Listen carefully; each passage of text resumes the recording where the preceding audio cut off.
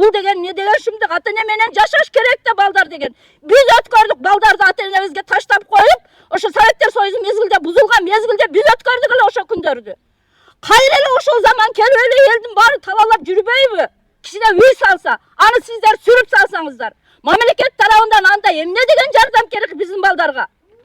Кандай жардам бересиздер анда? Ошо бир 4 соток жердин документини бүтүрүп бере албасаңыздар, анда бизге кандай жардам керек? Негизи Кыргызстанда ар бир гражданга 4 сотиктен участок бергенге мамлекет милдеттүү.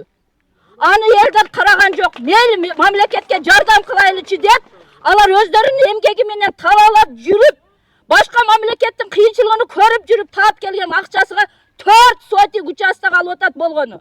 Ошол 4 сотик участок колдоруна тийбей талаалап жүрөт.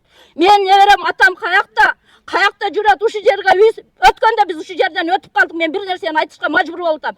4 жашар балама мен ушу жерди алганда көрсөткөн экенмин, атасын кош алып келип, мына жерден участок алдым дегенин. Bir 2 ай мурда могу жерден өтүп баратсак, айтып атат.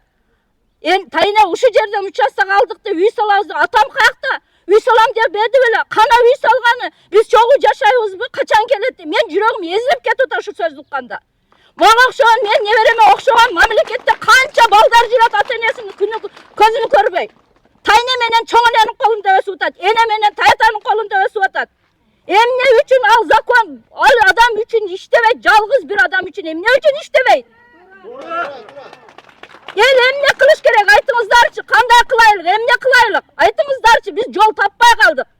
Садыр Нуркожоев, Камчыбек Кыдыршаевич, биз айлабыз кеткенден кыргыз эли акыркы түпүккө барып калганда сиздерге кайрылышка мажбур болуп атабыз. Мен эне катары чыкканга мажбур болдум, азыр жаштарды көрүп туруп. Мен энемин. Балдарым талаалап жүрөт, ушу жерди алып алыпчы. 2 баласы менин колумда. Балдары эне ата деп ыйлаганда мен өзүмдү кайсы жерге коерумду билбей атамын. Себеби ушул жерде 10 жылда иштеп, участокты алып алышып, эми үй салабыз деп талаалап жүрүшөт. Бирок бул участок биздин колубузга тийбей атат. Себеби ушул Кулмурзаев деген эме бизден акчаны толтура кылып алдык, кекиртегине тойгонго чейин. Эми келип туруп ушул жерди мамлекетке өткөрүп берип атат деген сөз угуп атабыз. Бул эмне деген шумдук? Ушунча эл жалдыра, ушунча эл ушул 4 сотик жер.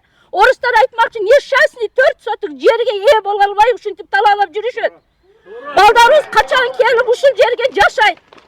Ушу балдарыбыз жашасынчы деп ушул аракет кылып атабыз биз дагычы. Биз 60ка чыгып калдык, биз жашарыбыз жашадык, иштегенибизди иштедик булга чейин. Нуркожоев келгенге чейин канча бир жылдардан бери биз кыйналып жүрдүк. Эми балдарыбыз кыйналбайт. Эми Кудайга шүгүр Кыргызстан жакшы болот деген сайын артка кетип атабыз го. А мынчалык эмес, бул балдарыбыз каяка барат? Келечек каяка барат? Биз ушул жерди алып, балдарды алып келип, ушу кыргыз элинде жашатайлы, кыргыздын санын көбөйтөйлү деп жүрөбүз.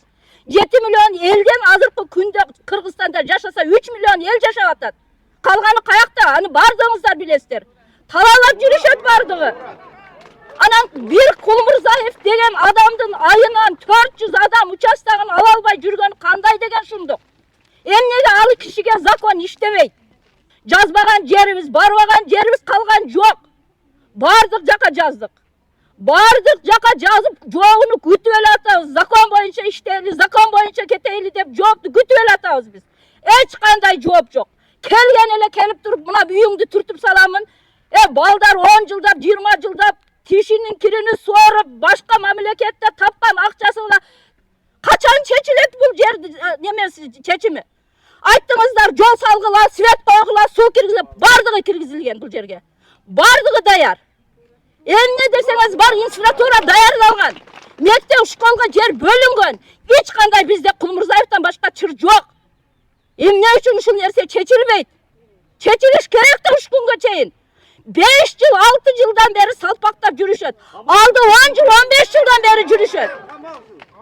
Кулмурзаевка чечим чыгарып, Кулмурзаевди колго алып бизге ошол жерди чечип бериңиздер. Биз сиздерден суранабыз.